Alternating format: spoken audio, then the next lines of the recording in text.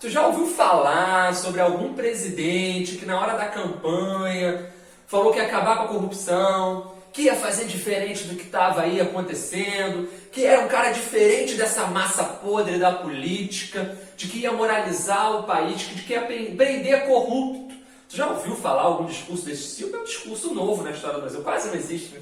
Quase não teve isso na história do Brasil. Então vem cá que você vai aprender um pouquinho mais na aula de hoje sobre o governo do Fernando Afonso Collor de Mello, o nosso primeiro presidente eleito diretamente após a ditadura civil-militar brasileira e que, por acaso, tinha ligação com a ditadura civil-militar brasileira. O Collor começou sua carreira na política muito jovem, ele que foi o presidente da República mais novo da nossa história, com 40 anos, ele já estava assumindo o cargo ali no dia 15 de março de 1990. Ele começou a carreira ainda mais jovem, lá no final da década de 70, quando ele foi escolhido para virar prefeito de Maceió. E aí depois ele tem a família alagoana, ele nasceu no Rio, mas o pai dele político, um senador de alto renome. Enfim, tem muitas histórias sobre o pai e a família do Collor. O Lindolfo Collor, o avô dele, foi um dos caras que escreveu o plano de governo da Aliança Liberal do Vargas, ou seja, a gente tem muita importância. A família Collor é uma família muito importante ao longo da história. Ele começou sendo escolhido indiretamente para dominar uma prefeitura de capital, Maceió, naquele momento, no meio da ditadura, né? Ali no fim, na verdade, da ditadura, ali uma transição para a democracia. E aí, eles têm uma ligação com o PDS, depois ele vai ser eleito deputado federal, depois ele vai virar, finalmente, em 86, ele se torna governador de Alagoas, a família dele muito poderosa, dona de rádio, dona de TV, ou seja, uma família com um grande prestígio na região de Alagoas, mas ele era um cara, digamos, pouquíssimo conhecido no país. E quando vem as eleições de 89, ele tem a chance de aparecer pela primeira vez de forma um pouco mais contundente. Ele tinha ficado famoso um ano antes, quando ele começou a perseguir altos salários lá em Alagoas. Ele disse que pessoas, funcionários públicos com altos salários seriam perseguidos dentro do governo dele. Ele não ia deixar esse aumento acontecer. E ele ficou conhecido nacionalmente, ali por um breve período de tempo, como o caçador de marajás. Não é à toa que ele vai usar essa expressão novamente na sua campanha em 89 para a presidência da República. O partido dele é um partido quase que fantasma, é um partido que, sabe, tinha um deputado federal, é o PRN, o Partido da Reconstrução Nacional, um partido minúsculo que é projetado pela figura do Collor. A figura do Collor era uma figura montada e muito bem montada a partir de um viés muito marqueteiro, muito propagandístico, com comportamentos ensaiados. Essa figura é essencial para que a gente entenda o que é o Brasil até hoje. A nossa política ela tem sido feita cada vez mais por pessoas próximas ao Collor. Pessoas próximas não porque são parceiras dele, mas próximas ao comportamento. Cada vez mais a gente vê a política como um local de comportamento espalhafatoso. Ah, eu vou fazer tal coisa, eu vou pular aqui, eu vou... Aquelas promessas, né, difíceis de serem cumpridas. O Collor meio que inicia tudo isso na Nova República.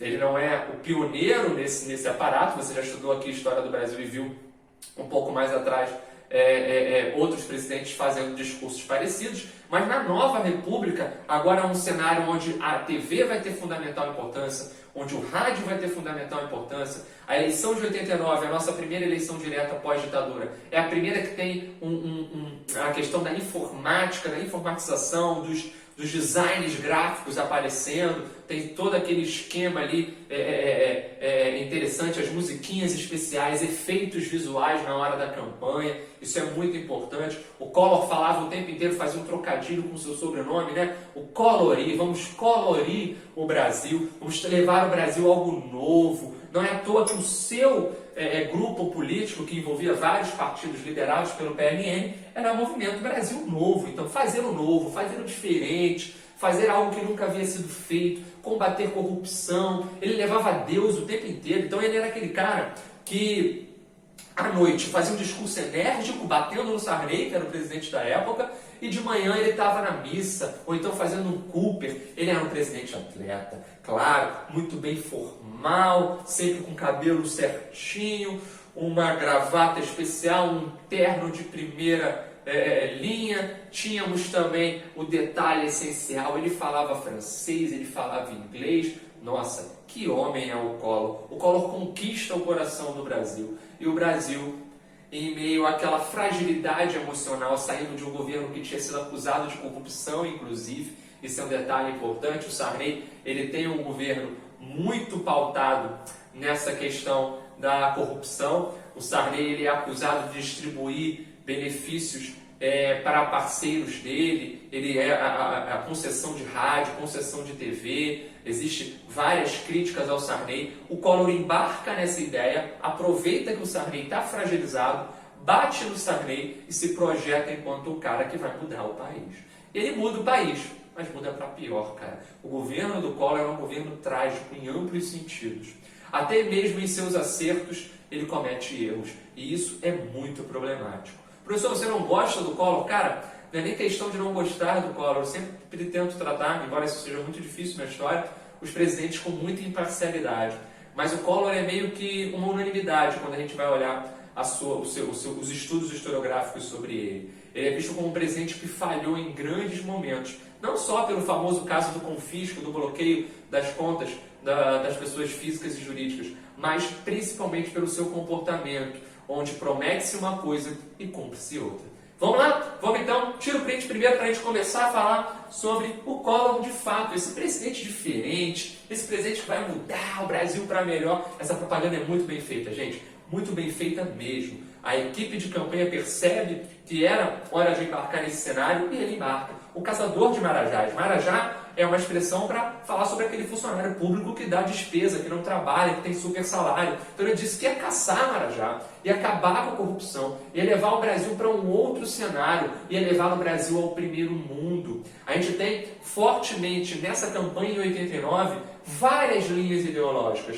Ao final do primeiro turno, a decisão vai ser em segundo turno, e pela primeira vez na história um segundo turno está acontecendo, um segundo turno entre a direita e a esquerda. Nós temos de um lado o Collor representando a direita, com seu vice Itamar, e a esquerda representada por aquele sindicalista que fundou o PT, junto com outras lideranças, que é o Lula e o Paulo Bisol, que era do PSB, nessa liderança chamada Frente Brasil Popular. Beleza? Vou colocar aqui embaixo quais são os partidos que integram cada um desses grandes grupos aqui. Então agora acabou na história do Brasil essa ideia de eleger o presidente e o vice em separado. Não, agora a gente vota na chapa. Isso é muito importante, gente. Sempre olhe quem é o vice do seu candidato, porque por vários momentos na história do Brasil os vices governaram. Não é à toa que alguns historiadores brincam que esse período inicial da nova república é a república dos vices, porque o Sarney era vice e assumiu, o Itamar era vice e assumiu. Então olhe para o vice do seu candidato. Isso é bem interessante. Beleza? Então aqui nós temos um arranjamento bem ideológico no segundo turno. A direita clássica, a partir de uma defesa do neoliberalismo, de uma pouca intervenção do Estado na economia, tinha acabado de acontecer o consenso de Washington, um grande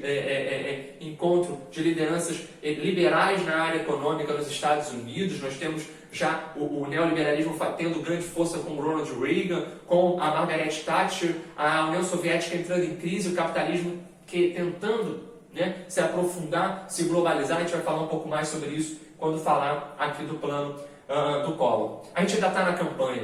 E aí que interessante, temos 22 candidatos nessa nossa corrida eleitoral para a presidência. Tem o Mário Covas, tem o Ulisses Guimarães. O Ulisses Guimarães fica em 7º lugar na campanha. PMDB, cara, partido fortíssimo. Ulisses Guimarães, o senhor diretas, o cara da Constituinte, presidente da Assembleia Nacional Constituinte. Como é que ele fica em 7º lugar? Ele era o cara que mais tinha tempo de TV e rádio. Fica em 7º lugar. Isso mostrava como o PMDB estava fragilizado pelo governo ruim do Sarney.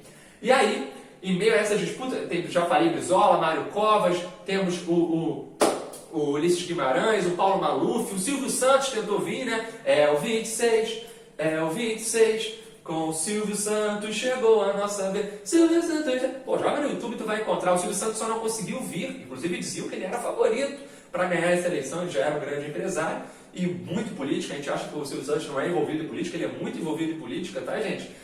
Muita atenção quando a gente for olhar essas grandes figuras empresariais do Brasil, eles têm grande envolvimento com política. O João Dória hoje é um laço importante em São Paulo como governador e como uma liderança, e ele é um político de carreira, né? E pouca gente imaginava que ele tinha ligação com a política até estudar de fato a sua história. Esses grandes empresários têm ligação muito forte com a política. O Silvio Santos quase veio como candidato, não conseguiu porque teve uma falha no seu registro eleitoral, seu partido acabou impugnado por erros na fase de confirmação da campanha.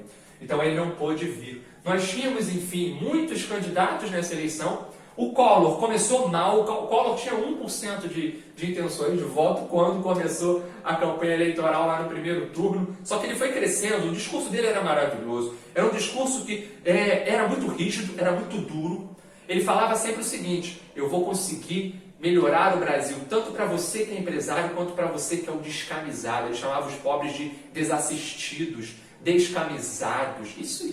Isso é muito forte, né? Muito forte. Então eu vou cuidar de você, você é o pé descalço, essas figuras que fazem referência à pobreza que o Collor usa. E ele era muito vibrativo, ele falava assim, ó, tinha uma linda mulher ao seu lado, mulher que ele com 30 anos conheceu, ela tinha 15, dançou valsa com ele, ó, foi prometida a ele era um político já importante em Alagoas, ele dançou a valsa com a Rosiane Collor, ela se casou com ele, enfim, uma grande figura o Collor, com uma linda mulher, um cara bonito, que soube convencer a opinião pública do que era importante. Ele, de manhã, ia para as missas, ele chegou a se encontrar com o Papa, enfim, ele tinha uma forte ligação com a Igreja Católica, o Lula também tinha, o PT vem de uma base católica importante, mas ele conseguiu compreender muito bem essa linhagem de um Brasil mais conservador. Ele conseguiu, inclusive, em determinado momento da campanha, amedrontar o seu público ou os indecisos, dizendo que o Lula faria coisas que seriam impossíveis de ser feitas, inclusive, nem que o Lula quisesse, ele conseguia fazer o que o Collor disse que ele faria. Enfim, a gente vai falar um pouco melhor sobre isso. Enfim, o Collor é incrível, ele estava no meio do discurso, de repente ele levantava e falava: porque Deus, o Senhor Jesus, vai honrar a candidatura, e falava coisa do tipo. Gente, não é novo essa parada de usar Deus. Nosso atual presidente tem como seu grande slogan a citação de Deus ali em um dos seus grandes slogans. Collor naquela época já fazia isso, então ele conseguiu um convencimento muito grande dessa parcela mais conservadora, e ele era um cara que se apresentava como diferente. Só que, gente, estudando a história do Collor, você percebia que ele não era diferente. Ele estava mais de 10 anos na política. A família dele era política de raiz, tá entendendo? Ou seja, nós temos um sério problema entre a verdadeira face do que é o Collor e a face montada para aquela eleição. Isso é muito importante, beleza?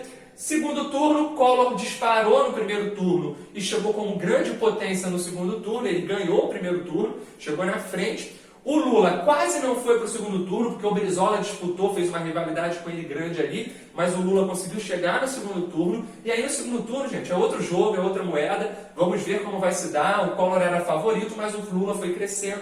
O Lula tinha uma dificuldade grande em fazer um discurso para as classes mais altas, coisa que o Collor não tinha. O Collor tinha uma facilidade, claro, obviamente, com as elites. Ele era um candidato das elites, mas não parecia ser um candidato das elites. Ele conseguia mostrar para a população um discurso muito próximo a ela, como eu falei para vocês agora há pouco. O Lula não conseguia fazer o contrário.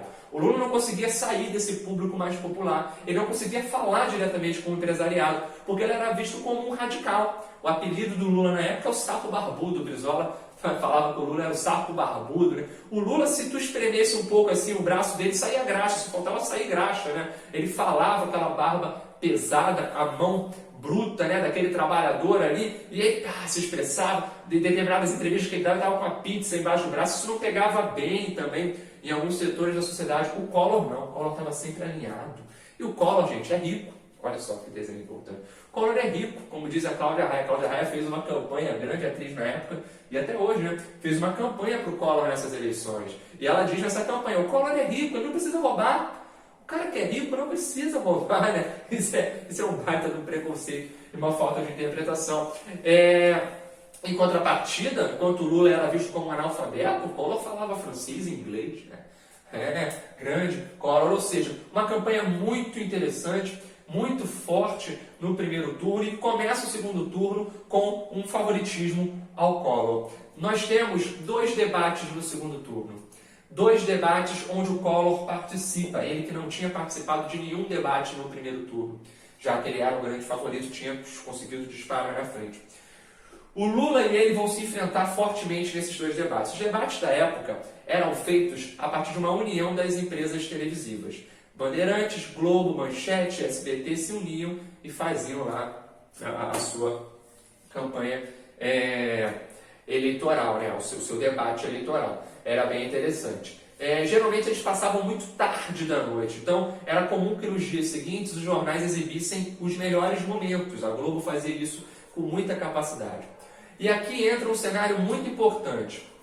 Essa eleição é até hoje muito estudada porque ela tem uma fonte muito importante, diversa de interpretação e de coisa interessante para ser debatida nela. Desde propaganda, desde essa construção moral de alguém, da desconstrução moral de outro, do ataque um pouco mais baixo, mais duro contra o opositor, de uma tentativa da interferência midiática na realização desse pleito. Essa eleição é considerada até hoje como uma eleição de forte intervenção da Rede Globo em favorecimento ao Collor. Isso é bem interessante que a gente perceba. Eu vou falar o porquê. O Lula começou a crescer nas pesquisas. Aquela musiquinha famosa do Lula, Lula lá, brilha uma estrela, Lula. Isso, uma das maiores, até quem é da oposição do Lula tem certeza de que essa música fez muito impacto na época, porque ficava na sua cabeça, era uma campanha bonita, com as crianças correndo, os artistas cantando. Isso é bem interessante naquela época. A campanha eleitoral do Lula foi muito interessante, o discurso dele foi bem aceito por muita gente, ele foi crescendo nas pesquisas.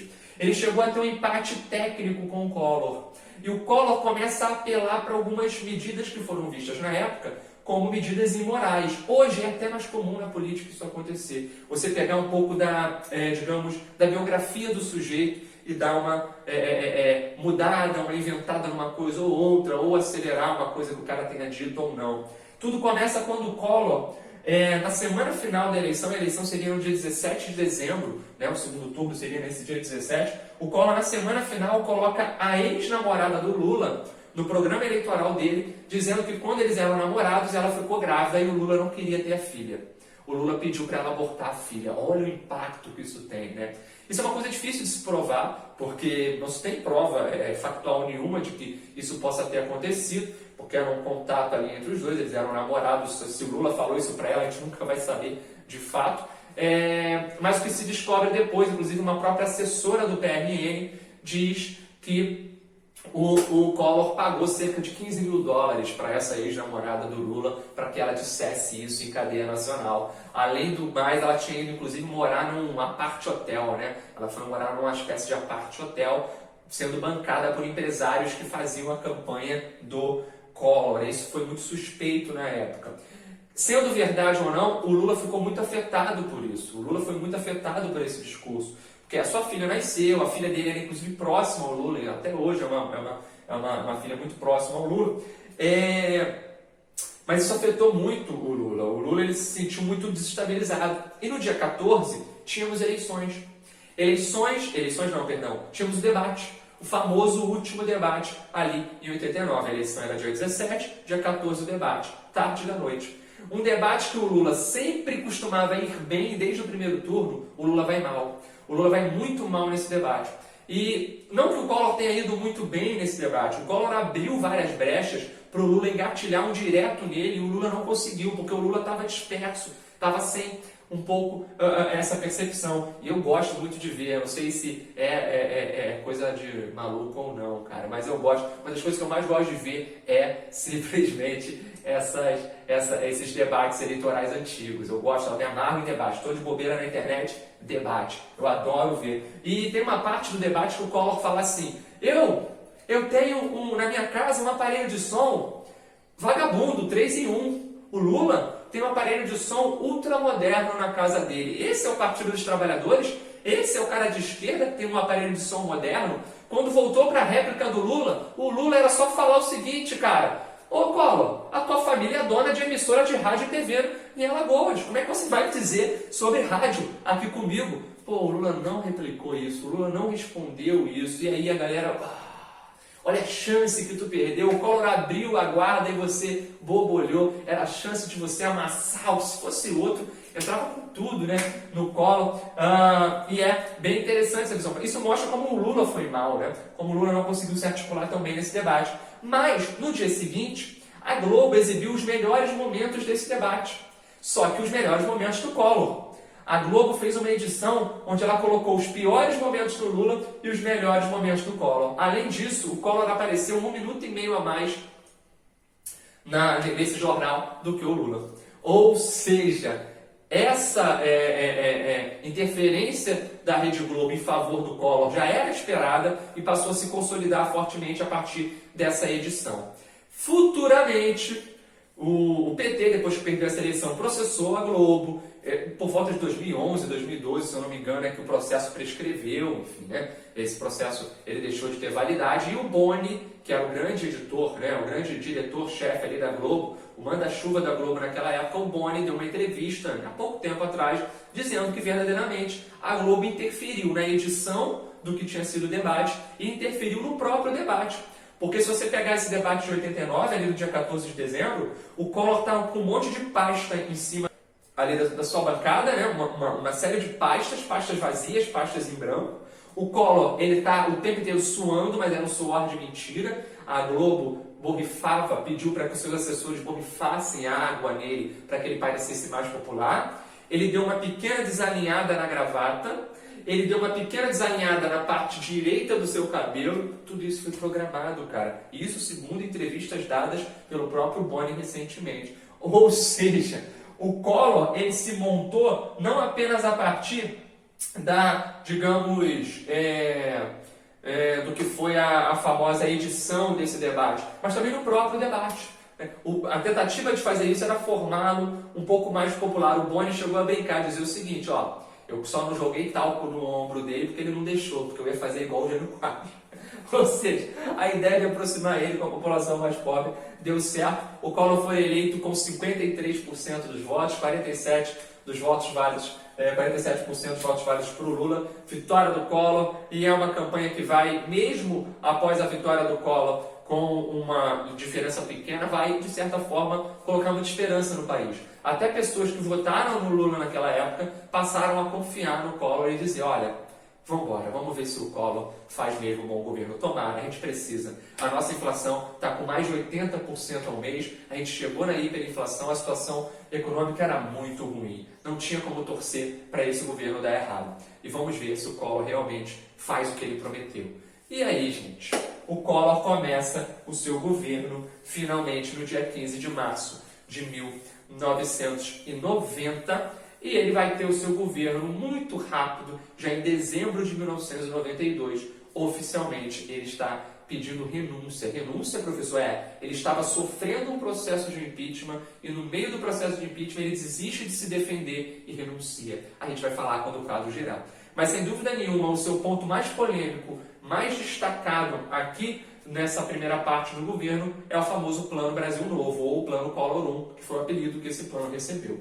Então, já no primeiro dia de mandato, o Collor, através da sua ministra da Fazenda, Zélia Cardoso, faz um plano audacioso para diminuir a inflação no Brasil. E esse plano é conhecido como Plano Brasil Novo. A parte principal, o maior destaque desse plano é o bloqueio ou o confisco dos ativos financeiros por 1 ano e meio. São 18 meses que todos os ativos financeiros do Brasil seriam confiscados. É muita coisa e é muito complexo. Então, conta poupança, conta corrente, as contas em overnight, que é aquela conta em mercado aberto, ou seja, tudo quanto é ativo financeiro está bloqueado.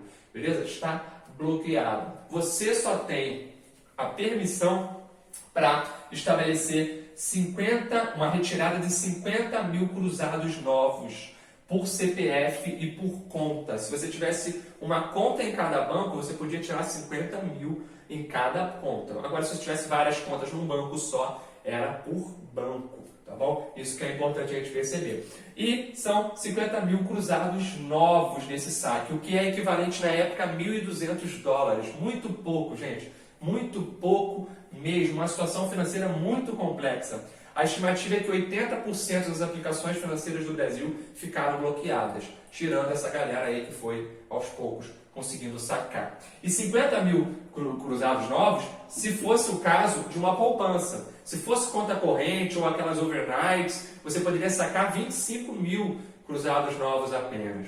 Se você fosse dono de uma empresa, imagina, tudo bloqueou, gente, tudo bloqueou. Foi feito feriado bancário 3 dias e tudo foi bloqueado.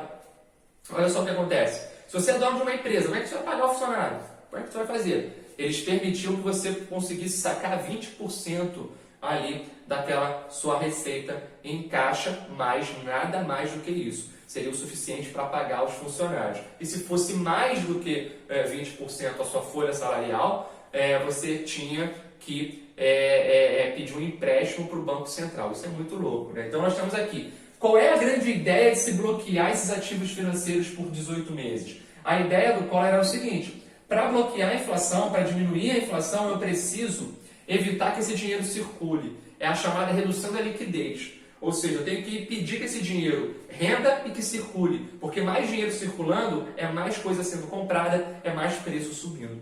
Beleza? Outro ponto principal desse plano Collor 1 é a chamada corte do déficit. O Collor dizia que ia chegar no déficit zero no Brasil. O Brasil ia ter um corte de custos e de gastos gigantesco.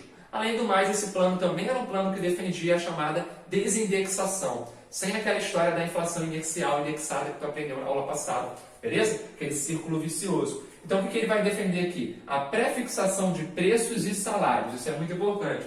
Então, a partir de 30 dias e 45 dias após o início do plano, os preços e os salários começariam a ser o quê? Pré-fixados. Então, a pré-fixação é o seguinte: cheguei em abril. Em abril, eu faço uma pré-fixação dos preços em relação a maio. Em maio, os preços têm que estar de acordo com aquilo que foi prefixado. Depois, no final, depois no início do outro mês, eu faço uma outra prefixação para o outro. Está entendendo? Ou seja, eu vou prefixando os valores.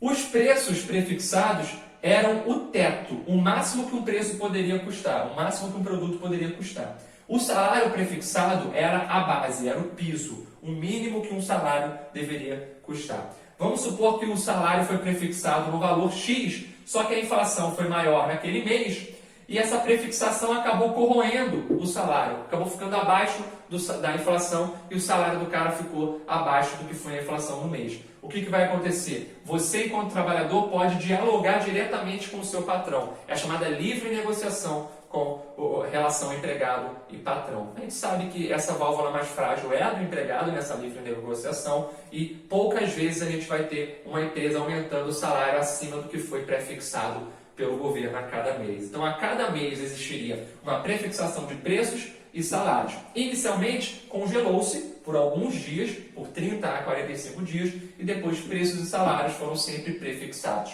Baseando-se essa perspectiva na criação de uma nova moeda. A nova moeda que surge é o cruzeiro. É uma nova velha moeda, né, gente? O cruzeiro era a nossa moeda até o plano cruzado lá do Sarney. E aí deixou de ser cruzeiro, passou a ser cruzado. Depois de cruzado, voltou cruzado novo. Do cruzado novo, que é essa moeda que está aqui, a gente tem o cruzeiro surgindo. Beleza? Importante isso. Esse detalhe é bem elementar. O Collor, então, ele embarca nessa ideia de aprofundar a sua política econômica a partir da perspectiva neoliberal. A gente tem cada vez mais uma aproximação dele com os países capitalistas, os Estados Unidos com o George Bush, né? O George Bush pai, que é bem importante. O Brasil consegue renegociar a dívida internacional, se aproxima do FMI, segue a cartilha do FMI e segue as 10 grandes medidas do consenso de Washington, ou tenta seguir as 10 grandes medidas do consenso de Washington, né?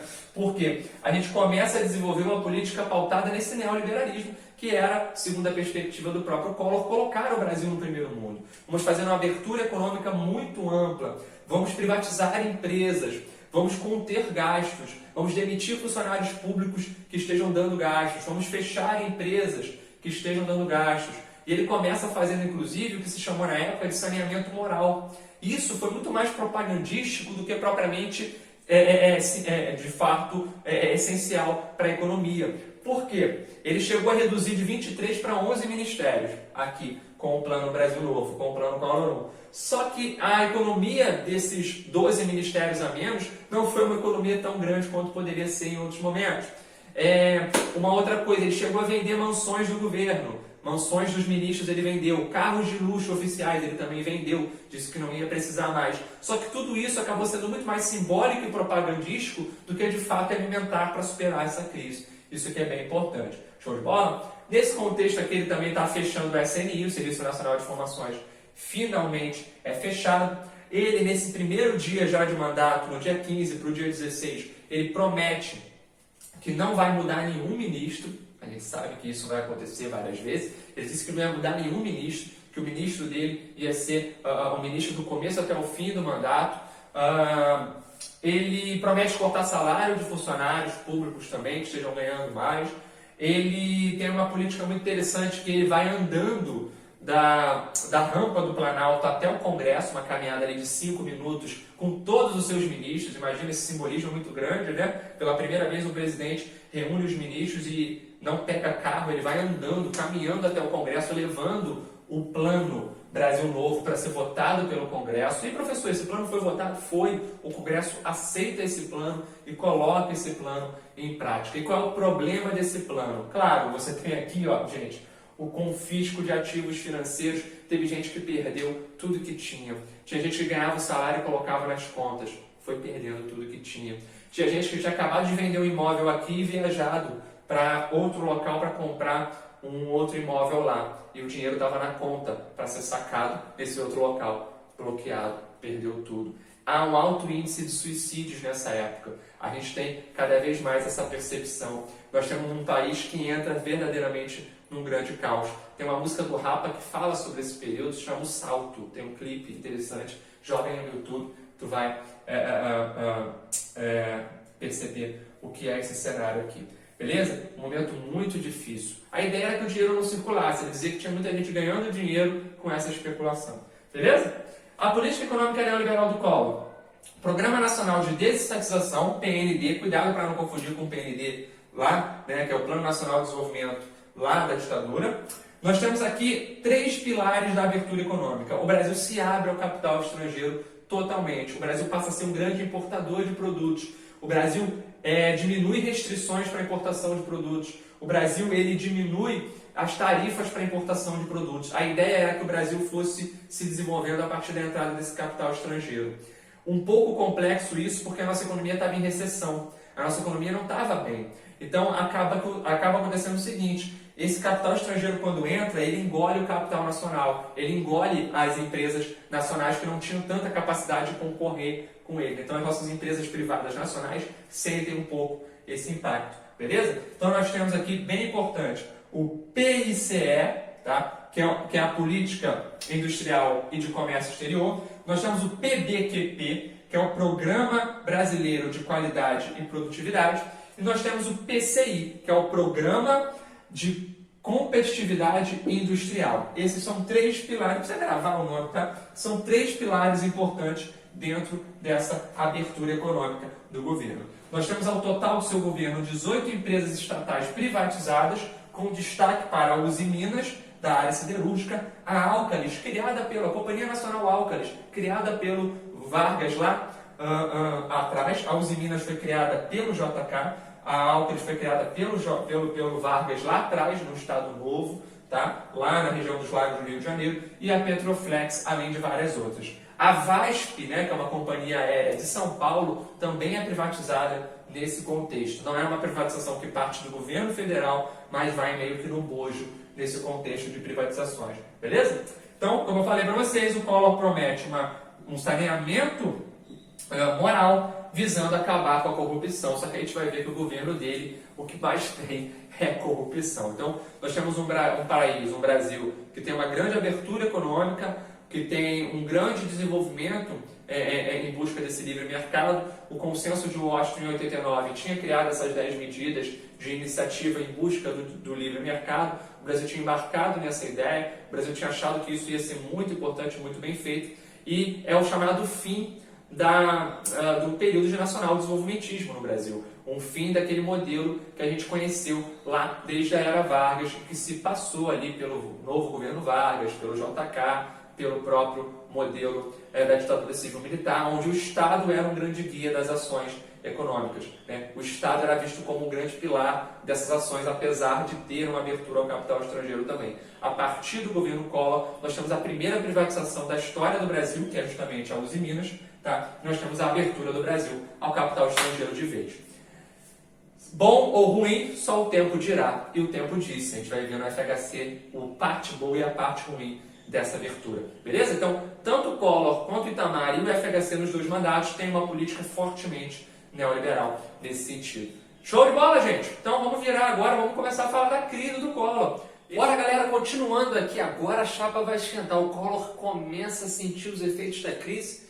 A inflação fecha em 1990 a quase 1.500% ao ano. É uma inflação absurda. O plano Collor 1 naufraga, não dá certo. É um problema extremamente grave naquele contexto. E ele vai tentar uma reforma. Ele tenta o plano Collor 2, ainda com a Zélia Cardoso como ministra da Fazenda. O plano Collor 2 seria um novo ajuste naquele primeiro plano do Brasil Novo, né, do Collor 1. Ele vai congelar por um pequeno período de tempo preços e salários, lembrando que ele tinha ameaçado, inclusive, com uma lei mais rígida, prender aqueles que estavam não controlando os preços, né, aumentando os preços de propósito. A galera que estava praticando o ágio estava sendo perseguida, esses empresários estavam até sendo ameaçados de prisão.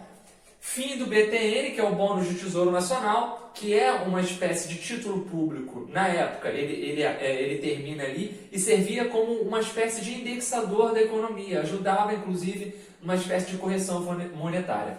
Ele vai acabar esse bônus do Tesouro Nacional e vai dar lugar à taxa referencial, que também vai fazer ajustes, mas agora de acordo com uma nova dinâmica, beleza?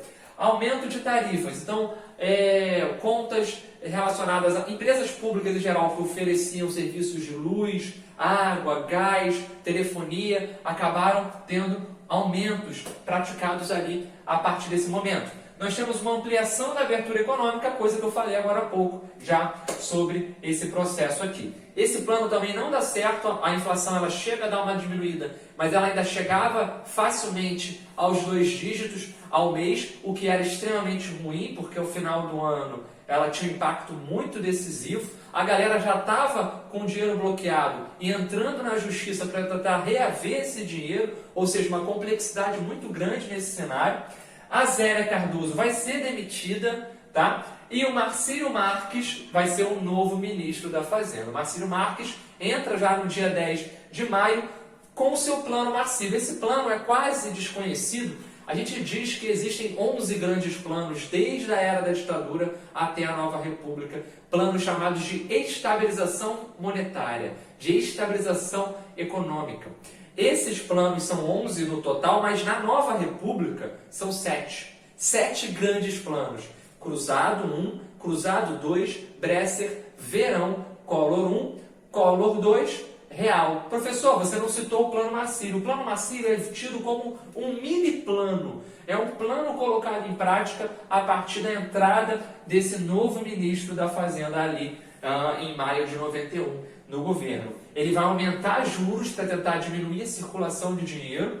Lembrando que a circulação de dinheiro já estava restringida por conta dos bloqueios anteriores do plano Collor 1, e ele vai conseguir a aprovação de um novo empréstimo junto ao FMI, que seria dado ao Brasil a partir de 6 parcelas. Ao longo do tempo, o Brasil iria cumprindo as metas do FMI e essas parcelas iriam chegando, iriam entrando. Gente, esses empréstimos, as parcelas que chegam, não chega totalmente, tá? Esse empréstimo que vem do FMI, ajudam o Brasil a ter um respiro. Mas é aquilo, né, gente? Você está enxugando gelo, você não está, de fato, atacando o problema da inflação na raiz, ali na base.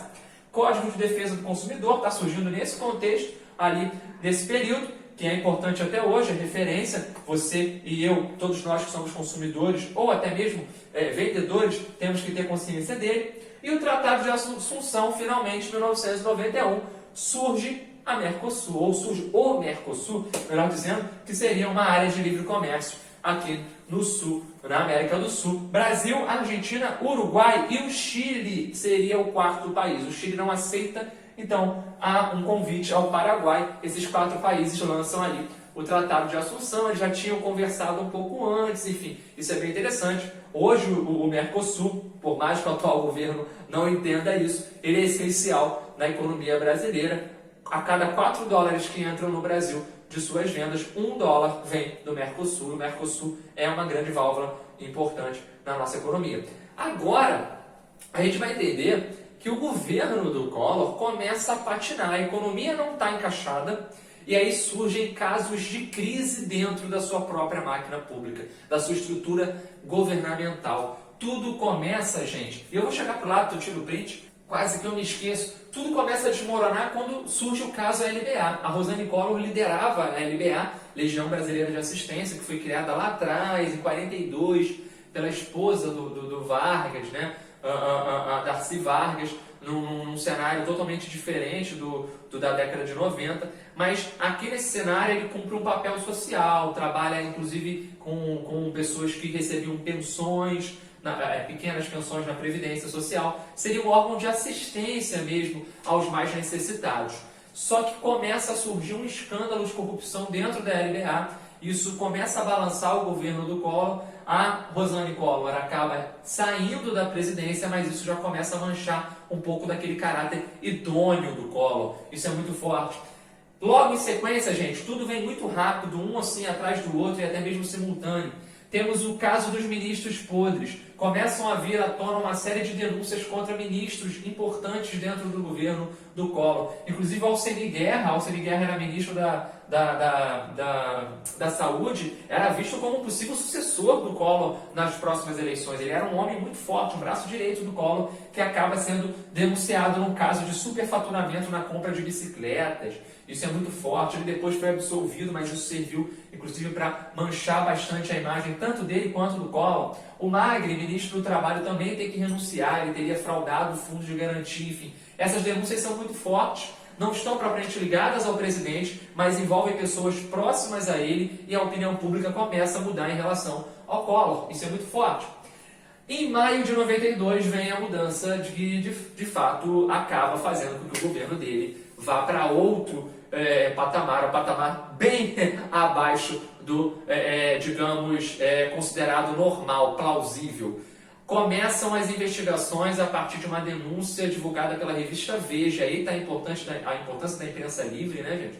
A importância da imprensa livre. O irmão mais novo dele, o Pedro Collor, que já tinha sido aliado, mas brigavam, eles tinham uma briga lá em Alagoas, inclusive no que diz respeito ao domínio de jornais e rádio e TV.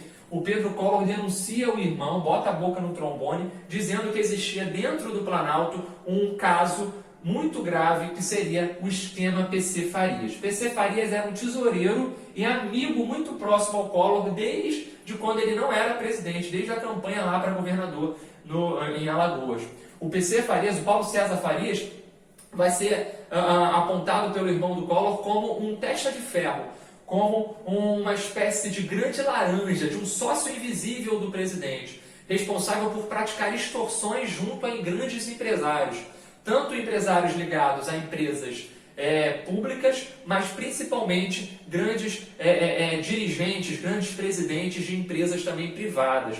Então, existia um esquema que foi chamado na época de 70-30, 70% para o presidente, 30% para o PC Farias, um esquema muito complexo que utilizava contas fantasmas, cheques fantasmas. Naquela época, você não precisava de CPF para abrir uma conta, então era muito mais fácil roubar antigamente do que hoje. Existiam poucos mecanismos de controle em relação à corrupção, então existia uma série de depósitos escusos sendo feitos nessas contas que eram operadas pelo PC Farias, né? Então, o PC Farias ele era uma espécie de líder dessa quadrilha que envolvia grandes laranjas, que ia desde a secretária do Collor até o motorista ali, que vai inclusive ser fundamental para que o Collor comece a cair de fato. Essa entrevista é crucial, revista Veja de maio de 1992.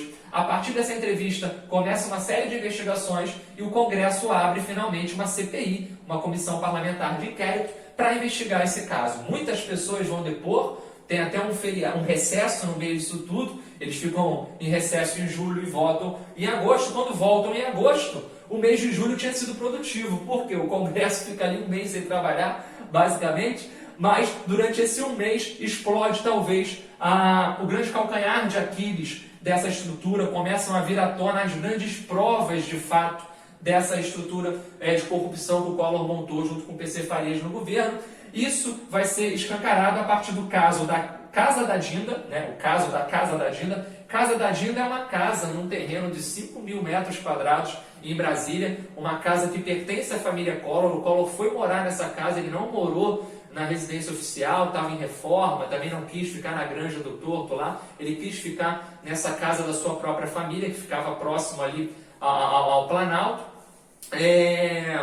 Nessa grande casa, uma mansão, né, uma verdadeira mansão ali em Brasília, que tinha sido comprada em 64, se eu não me engano, pelo pai dele, nós temos uma reforma que vai ser feita com dinheiro que vem de grupos que foram extorquidos por essas contas articuladas por laranjas e por fantasmas. Né? Essas contas fantasmas, esses cheques fantasmas, articulam uma grande reforma na Casa da Dinda. Uma grande reforma, uma reforma que, segundo alguns, vai passar dos 6 milhões de dólares. Né? Isso é muito forte.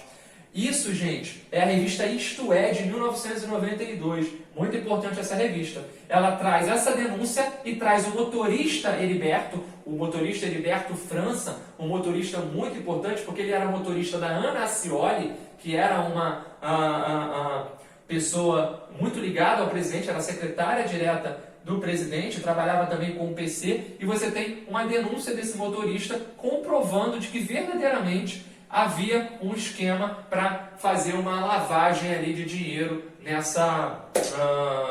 não uma lavagem de dinheiro, mas, digamos, um benefício em prol do presidente vindo dessas contas ali de origem bem suspeita. Isso vem à tona, isso é muito forte naquela época. Nesse mesmo bojo, a gente tem a descoberta de mais de 40 mil cheques fantasmas operados pelo grupo do PC, isso é muito forte. Nós temos uma denúncia ligada a um empréstimo que foi feito no Uruguai para a campanha, que poderia chegar até 20 milhões de dólares, né? Ou seja, existia uma sobra da campanha de um empréstimo que o Collor fez, pouco explicado lá na época da campanha, talvez um caixa 2, tudo isso fica pouco explicado. Isso tem que ser bem destacado, porque em 96, o PC Farias, depois que ele sai de um pequeno período na prisão, ele é morto, ele é encontrado morto. Dizem que foi a namorada que o matou e depois se suicidou, mas até hoje esse caso levanta muita suspeita. Talvez tenha sido uma queima de arquivo, então a gente tem pouca capacidade de fato de descobrir os números exatos desse grande esquema de corrupção no Brasil naquela época. Isso é bem importante. Tem o famoso caso e clássico caso do Fiat Elba. Fiat Elba é uma espécie de perua, né? O pessoal chamava de perua na época. Um importante carro que foi comprado com dinheiro vindo dessas contas fantasmas. Então acabou sendo um símbolo. Muita gente confunde. Eu lembro que no impeachment da Dilma em 2016, o pessoal falava assim, tá vendo? O Collor só roubou um Fiat Elba e fez uma reforminha, e caiu. A Dilma, cadê? A Dilma tem que cair também, porque a Dilma está envolvida com isso e com aquilo. Gente, o Collor não caiu por conta do Fiat Elba, tá? Muito cuidado com isso. O Fiat Elba foi o fator mais representativo nesse cenário, porque acabou sendo o fator mais factível ligado a essa rede de corrupção, esse Fiat Elba ali. Então a Casa da Dinda recebeu reforma, tem acusações inclusive de uma reforma num apartamento em Maceió, tem acusações da compra de um apartamento em Paris por parte do Collor, ou seja, tudo isso era muito bem desenhado, isso foi muito complexo naquela época. O motorista foi responsável por abrir a boca e denunciar. Né? Essa história de motorista derruba governo, hein? Cuidado. Gente, o Collor logo em seguida é denunciado fortemente, né? Nessa nossa estrutura aqui, e em setembro, no dia 29, nós temos a admissibilidade do processo de impeachment sendo votado. Aquele famoso sim ou não. Tu conhece, 2016 você viu de perto, não é isso? Sim, não, por Deus, pela família, por meus amigos. Vamos, eu voto sim. Ó, gente, aqui nesse processo de sim, não, o povo acompanhou de frente na TV. Já estava acontecendo as famosas manifestações dos caras pintadas, isso é muito elementar. desde o primeiro caso que explode de corrupção aqui envolvendo a Rosane Collor na LBA, começam a acontecer uma série de manifestações lideradas pela Uni, grupos universitários saem pelo Brasil todo, mas principalmente em São Paulo. A liderança da Uni naquela época era do Lindbergh Farias, que depois virou uma referência dentro do Partido dos Trabalhadores também. Ele era ali muito jovem na época, a galera pintava o rosto e ia para a rua, chegou a mobilizar mais de 500 mil pessoas no dia da votação da admissibilidade do impeachment. 441 votos a favor, só 38 votos contra, mais uma abstenção e mais algumas poucas faltas. Nós temos finalmente o início do processo de impeachment foi aberto. 180 dias de afastamento, de praxe, você viu isso há pouco tempo, em 2016, ele é afastado, o Itamar assume provisoriamente, então o Collor ele vai ter o direito à sua defesa e vai preparar a defesa. Só que o Collor não prepara muito bem a defesa, por quê?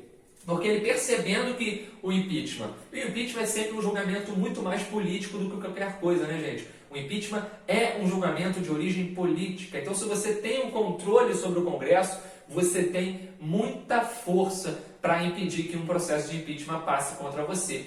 Então, muitos presidentes ao longo da história tiveram pedidos de impeachment sendo arquivados ou não foram tocados à frente porque tinham um controle sobre o Congresso, não necessariamente porque não foram corruptos ou foram pessoas mais íntegras. Gente, o controle sobre o Congresso por parte do presidente é elementar para que não vá para frente o processo do impeachment. E pedir impeachment é muito comum, a oposição pede constantemente. Existem várias formas, vários mecanismos que acabam permitindo o pedido de processo de impeachment contra um presidente, não só presidente, governador ou prefeito também. Beleza, gente? Show? Lembrando que o julgamento é maciçamente político, basicamente político. Beleza? Quem protocola aqui o pedido de denúncia contra ele é a Ordem dos Advogados do Brasil. Isso é bem importante naquela época. O Collor é afastado, o Itamar assume, mas antes da defesa, de fato, concluir os seus serviços e a votação se encerrar, o Collor, em 29 de dezembro de 92, com uma inflação que, de novo, estava passando de 1000% ao ano, o Collor renuncia e o ano novo já vamos ter um presidente oficialmente novo, o Itamar Franco, que antes tinha assumido só provisoriamente. Agora é o novo presidente da República, se inicia o governo do Itamar Franco. O Collor, ele sofreu o processo de impeachment mesmo tendo renunciado. E aí alguns juristas vão apontar o seguinte: isso foi um equívoco, isso foi um erro. Ele não deveria ter sofrido um processo de cassação, de perda de direitos políticos por 8 anos, como ele perdeu. Ele só pôde se reeleger a partir do ano 2000. Ele não poderia sofrer isso porque ele renunciou antes, mas mesmo assim, mesmo ele tendo renunciado, a galera continuou fazendo o processo de impeachment contra ele e, de fato, terminou condenando o Collor ali muito duramente. Ele também foi denunciado, inclusive, isso é muito importante, pela Justiça Comum também. Isso é muito importante. Ele foi denunciado, teve muito processo contra ele. O Collor, em 2006, voltou ao cenário político com muita força. Ele virou senador por Alagoas, e até hoje ele é senador por Alagoas. Em 2015 teve o caso lá da Lava Jato, que pegaram carros de luxo na casa dele. Ele é um homem que ainda está na política com muita força. E tá aí, gente, não tem jeito, chegou a hora do Collor continuar governando. Então, gente, obrigado aí pela presença de vocês. Deixa seu like, ajuda muito o nosso canal. Mandar um abraço especial para o Thiago Marques. O Thiago Marques é um grande amigo que fez faculdade comigo, grande historiador também. E as nossas conversas ajudam muito aqui para que eu continue no nosso canal. Tenho certeza que um dos likes aqui desse vídeo é dele, é um grande amigo. Grande abraço para ele, grande abraço para todos vocês que têm entrado em contato comigo cada vez mais no Instagram, aqui mesmo nos comentários. Eu agradeço muito todo esse carinho. Vou seguir trabalhando muito firme para que a gente possa fechar a história do Brasil e partir para geral. Tamo junto.